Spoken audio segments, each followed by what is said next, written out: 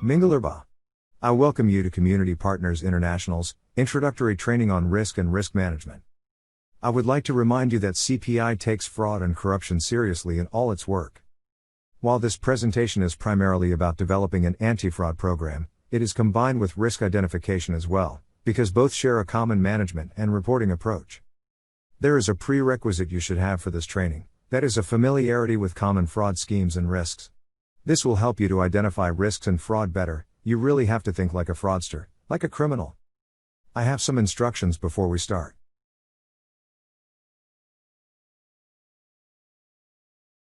At times I will ask you to stop and perform exercises or activities. Please use the pause button when I instruct you, or at any stage you want to stop. When you are ready to start again, just push play. You should have a laptop, the handouts and the Excel tool. If you don't, please pause and make sure you have them. This is a training that I will ask you to do some activities, and you will need these to perform the work.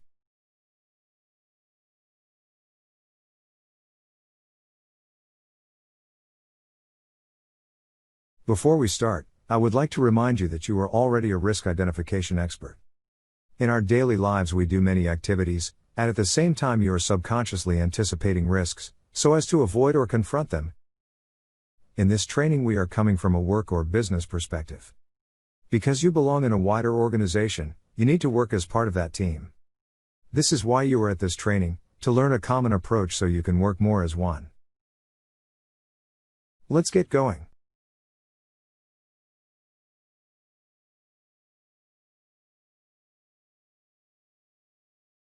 To start, let's get some definitions. What is risk?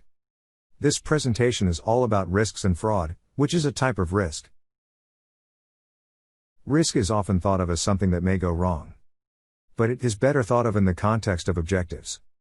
Therefore, a better way of considering what risk is by the impact of an uncertain event on an organization's or project's objectives. The risk of rain does not affect people working in an office. They can achieve their objectives. But the risk of rain will affect an outdoor concert's objectives. So please think of what work objectives you are responsible for, when considering risks. What is fraud risk? Fraud and corruption was defined in an earlier training. Please refer to that for more detail. But, they are mostly crimes, where there is an abuse of power or deception for personal gain or because of pressure, or just plain stealing. The risk of someone stealing money is a risk to both the office and concert objectives. So in this training, think of risk and the risk of fraud in the context of your objectives.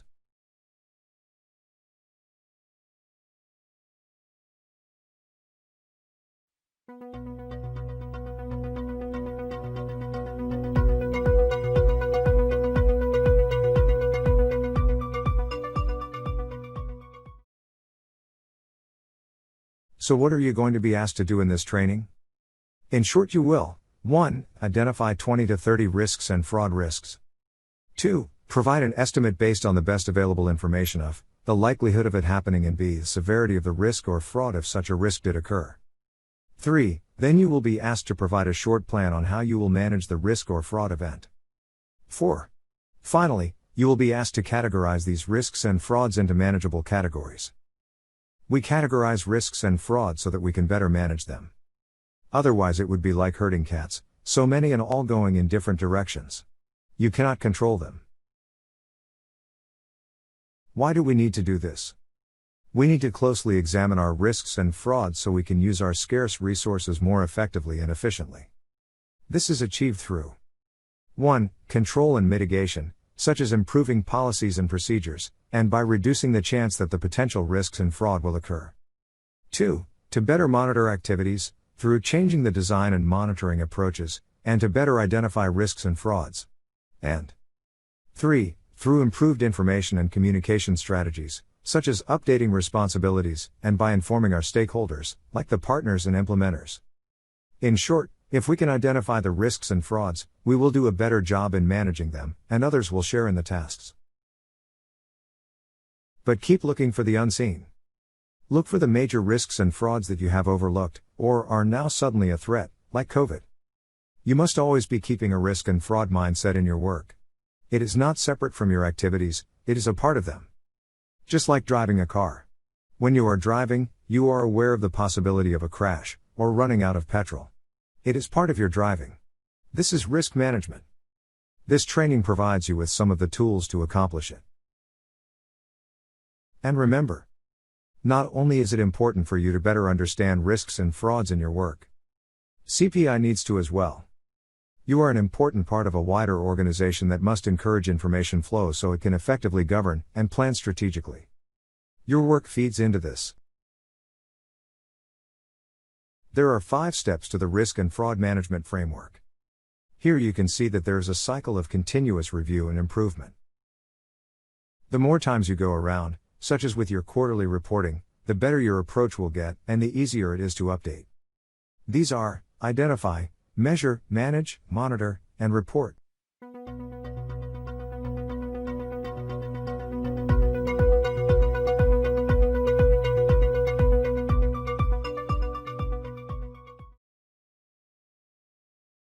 Let's start with the first step, identify. We will soon pause and do an exercise of writing down as many risks and frauds that we can think of. In this exercise you will be required to think of at least 20 to 30. We are looking for possible risks and frauds that we should set defenses for. We will give you some hints in the handouts. However, what is important is that you bring your own knowledge and insight to the problem. This will develop your learning more deeply. And get these 2 handouts ready. The Excel tool is to be used on a laptop.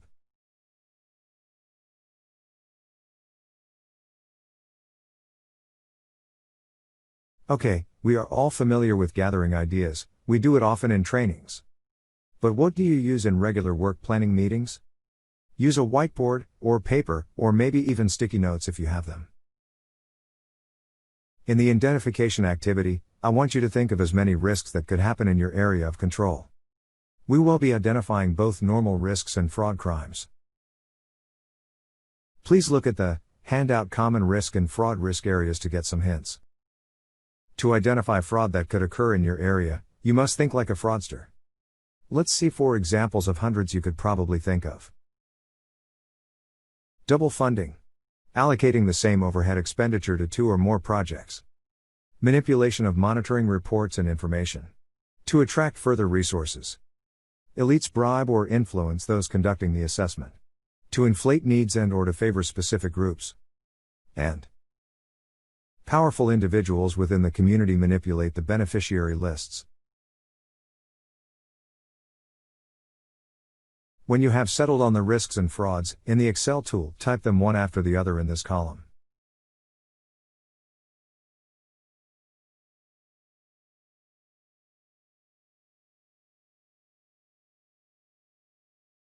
Okay.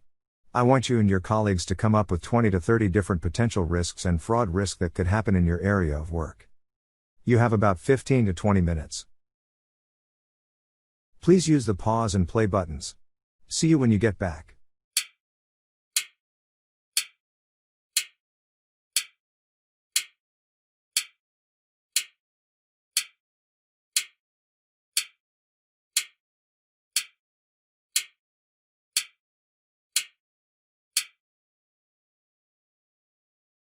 Okay, how did you go? This is just an exercise, so don't worry if it's not quite right. We are trying to learn a process. Your knowledge in understanding risk identification will improve over time.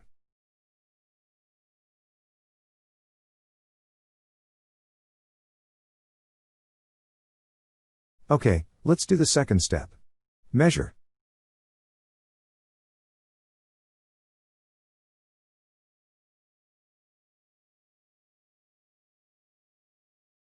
In the Excel risk tool you are working on, you will see a tab Risk Definitions.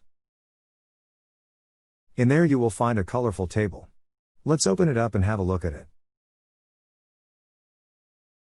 Here it is. In this step we want to do 2 measurements. The first one is called likelihood, meaning the likelihood that this risk or fraud could happen. It is estimating the likelihood of a risk or fraud will happen, and the ranges are rare, unlikely, possible, likely, or certain. Let's use an example. Tomorrow, how likely is it that you wake up after a sleep? I would say certain. Wouldn't you agree? How likely is it to rain tomorrow? Well, you know the weather season, so if it is monsoon season, it could be likely. But if it is the dry season, it might be unlikely. Get the idea? So when you decide on what the likelihood is, please use the best available information that you have now. You can always update the information as conditions change, and when you review your risk and fraud registers. Now the second measurement that makes up this matrix. Severity. This is a similar approach to likelihoods, but has some extra things to consider. Severity. If the risk happened, what would be the impact? The ratings are insignificant, minor, significant, major, or catastrophic. To make it easy to understand, I will use the example of a cyber attack on the CPI Yangon office. If the risk or fraud of a cyber attack did happen, what would be the severity of such an event on CPI's work objectives? It is probably major, or even catastrophic. Wouldn't you think? While not hard, you need to have some gauge on how you will measure these. Please look in the Excel tool, in the Risk Definitions tab, and page down.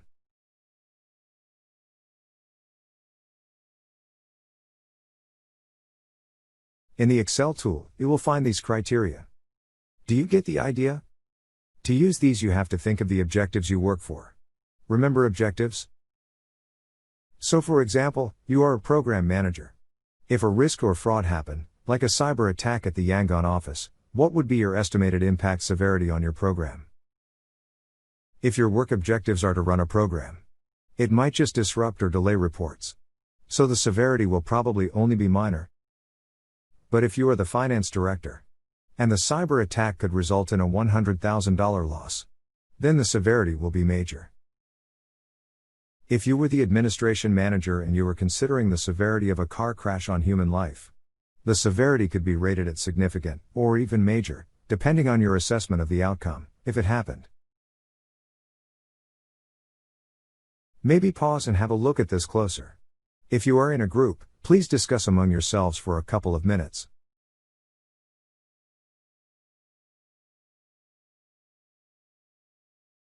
Okay, now that we have discussed likelihood and severity, let's see how this matrix can be used to rank, or prioritize your risk. For the medically minded, this might be like triage. Prioritizing allows us to decide on who gets attention, and when. We will now prioritize our risks, see what are the important ones are, and what are not a threat. Not only do we decide what is important or not, we allocate our scarce time and resources appropriately. Do you see the formula at the top? Likelihood times severity equals risk ranking. Now look at the matrix.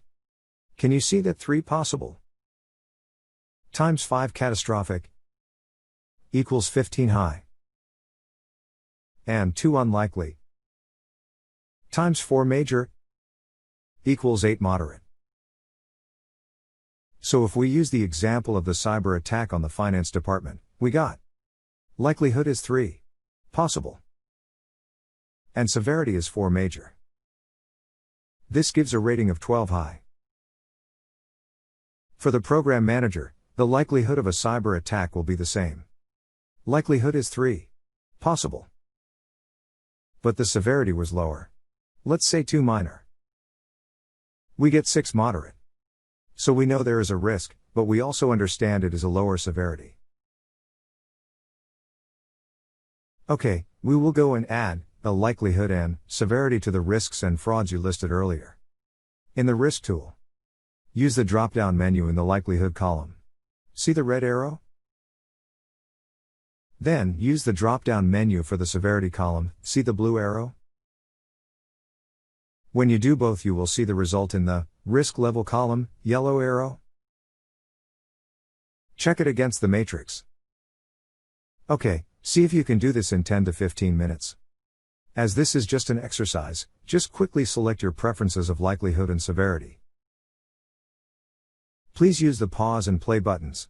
See you when you get back.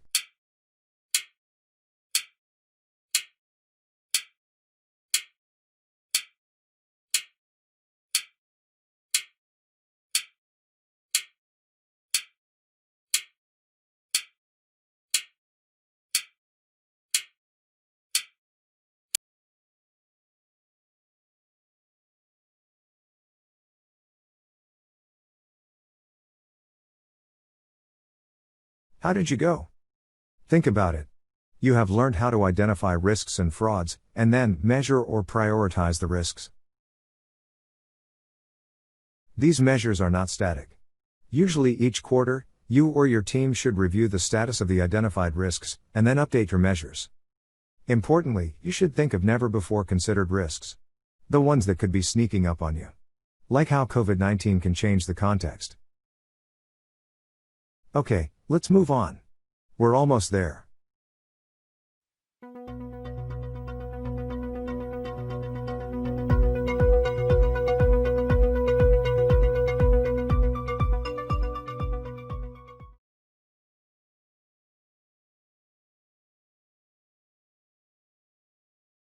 Okay, let's do the third step. Manage. In this third step, we consider the risks we identified. What should we do now? We cannot stand behind every potential person checking all day. This is not cost or time effective.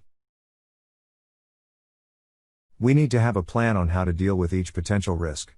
Especially the risks and frauds rated high and extreme. Also, other areas like the SMT, finance, IT, human resources, administration, procurement and programs group should have overarching business risks and fraud defenses. In fact, your business risk and fraud information will better help them develop their approaches to organization risk and fraud. So how do we work out what to do? Let's see.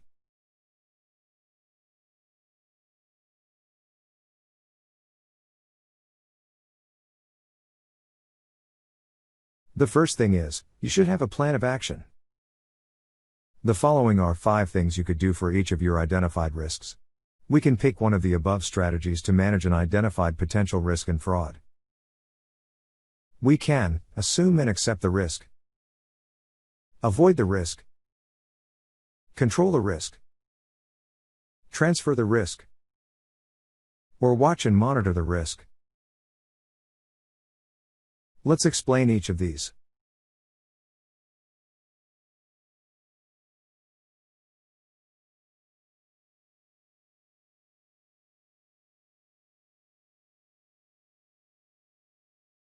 Assume and accepting the risk is when you decide that you can deal with a problem if it arises. This does not mean do nothing. Some basic reasoning should be made and why. An example may be: say you need a new staff member, they appear good but do not have all the skills required. Many managers may go with this person because they need to get a project started.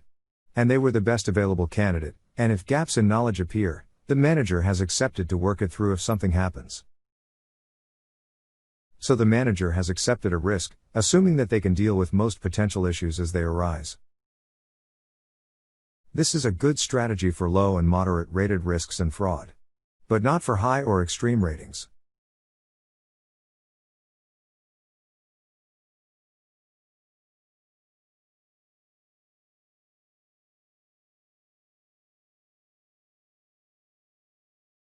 Avoid the risk. An example may be sending staff into a high-risk conflict zone. At the beginning of the project there were small issues. All seemed fine. But now, news reports are very bad, and you heard of another organization that have had staff killed. So avoid harm and risk to human life. Just don't do that activity. Of course, the conflict may stop, and you can resume later.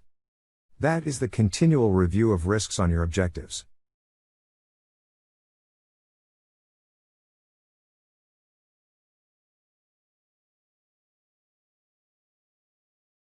Control the risk. Take for example the risk or fraud of a robbery at your medical warehouse. A control would be putting a 24-hour guard on. Secure the area with a fence and put stronger locks on. Maybe even add video surveillance. These are very visible actions, but have you heard the term internal controls? If not, have someone explain it to you.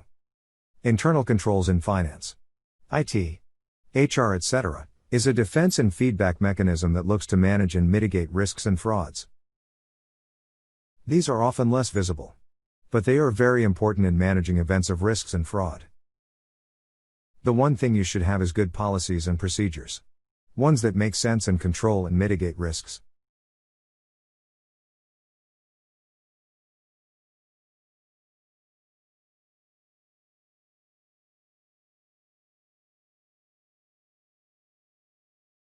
Transfer the risk.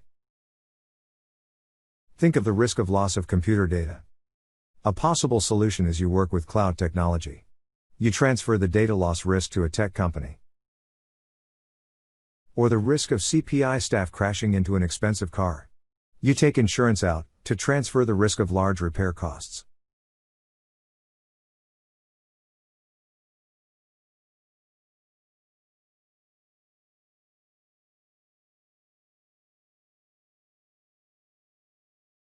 Watch and monitor the risk. For example, the risk of someone taking things from the CPI office. You could install video surveillance. Or as what happens, administration or the security guards record the names of all people entering and leaving the office, thereby observing the visitors and making a rapid assessment. Or, the risk of fraud in a field office. This could be partly monitored through data analytics of the finance reports and monitoring.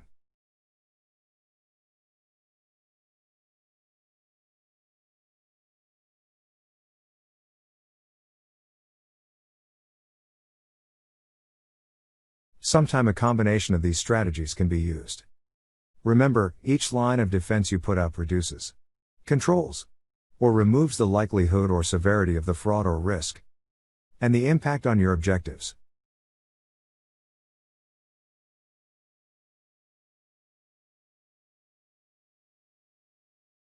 Now for activity 3. To save time, I won't make you work through all the risks. But you need to get the idea of what to do. Activities 1, 2, and 3 are an important combination. For as many as you can, in the column with the red arrow, please add one or more of assume and accept, avoidance, controlling, transference, watch and monitor. Then write in what you would do to make that happen. Example, add a guard, do analytical checks, etc.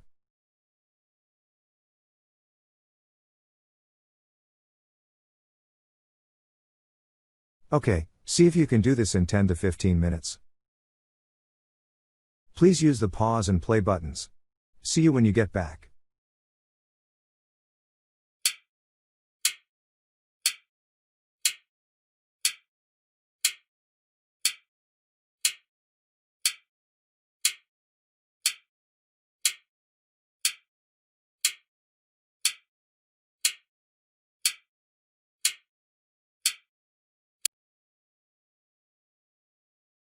In this training, we will not be doing extra to this exercise. This is because this needs more practical interactions. However, remember I said all these risks are like herding cats.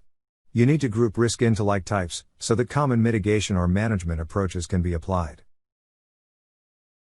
On the screen are common groupings for business risks. But your sub-area may need a different one. While you may not see it, however, this also helps people like the SMT, or different sections like finance or HR to get a view on all the risks in CPI that need addressing. I will leave this on the screen for a short while, so you can get the idea. Which of your identified risks fit into one of these categories?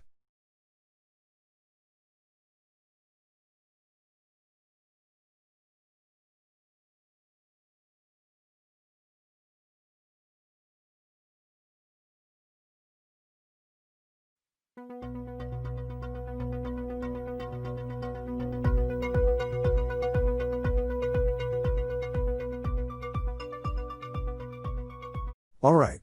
We are near the end. We are not going to ask you to do activities here. But it is important for you to know and understand. To complete the cycle. This section will round off the risk management framework. 4. Monitoring. And 5. Reporting. They have common requirements. Let's see. Monitoring. Like driving a car. The conditions are always changing. Our skills and knowledge hopefully improve. And we become more expert, but at the same time we realize that unknown things could happen. Therefore, we must be always monitoring the situation. The risks list registers you worked on, and that your team should be doing. Provide a basis of regular monitoring of risks and frauds that could affect your objectives.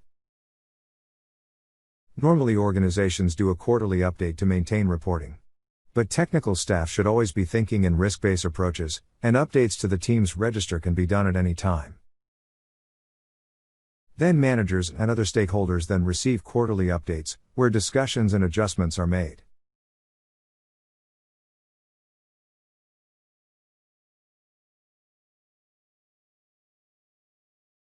Here is where monitoring and reporting intersect. By compiling the data from your risk reviews, your team and CPI are getting insightful information. In this example report, you can see the risks are grouped. The risks rating is obvious and an overall risk rating is given to each group. At this level, only short detail is given. Like all high-level reports, they show a snapshot of the situation. This invites users to read the detail as needed. Such reports coming from all business areas provides critical data for CPI. Your group is also able to monitor and act from these reports.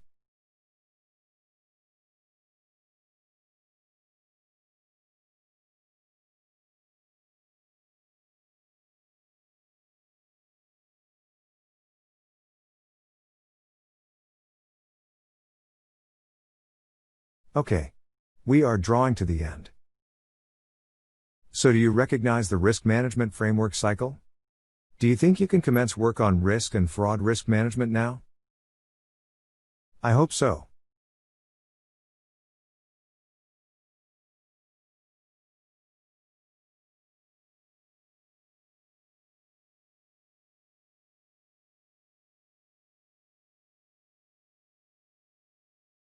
Before we go, I want to remind you that a well-instituted risk management approach allows for improved operational and strategic planning. It provides insight on how to respond appropriately to operational and programmatic risks before they occur. Risk and fraud management is simple to understand, but it takes your expertise and work insight. How well you can identify risks depends on 1. Your experience. 2. Other sources of knowledge, for example, your team and other sector information. 3. The level of effort you will commit to reporting and reviewing, and 4. How regular one conducts a risk review. So as I go, on behalf of CPI I would like to thank you for your attention, and have a good day.